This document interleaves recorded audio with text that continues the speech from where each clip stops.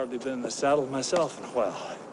1992 saw the release of Unforgiven, the film that would bring Eastwood an Academy Award as Best Director and a nomination as Best Actor.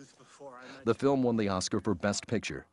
Eastwood was also chosen by the Directors Guild of America to receive the DGA Award for Outstanding Directorial Achievement in Motion Pictures. Unforgiven's outstanding supporting cast included Morgan Freeman, Gene Hackman, Richard Harris, Francis Fisher, and Saul Rubinek. I don't think you'd call it an anti-Western. I think you'd just call it maybe a myth-breaking Western. It somehow destroyed some of the myths that have been built up about the West. I think the morality of killing, the romanticizing of immoral people needed to be said. There's a lot of parallels to it in life, even today, I suppose. The villain was not a villain in his own eyes.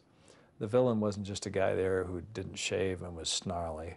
He was a guy who actually thought he was right. He had a certain way of enforcing gun control.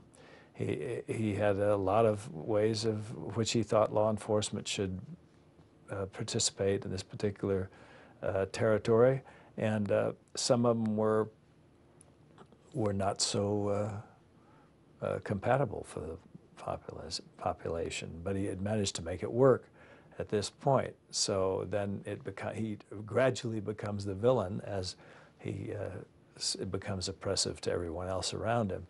And it was a great role. In fact, when I read the script the first time, I didn't know who was going to be the hero of it. I thought maybe the Little Bill character, which Gene Hackman played, was going to be the main hero, because it starts out with him and participating, and then you gradually see it unfold.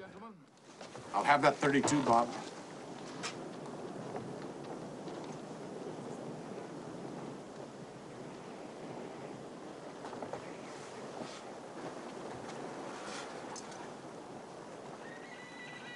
Now, Little Bill, you will leave me at the mercy of my enemies.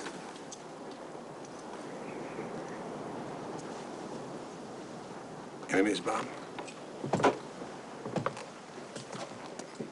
You've been talking about the Queen again? On Independence Day?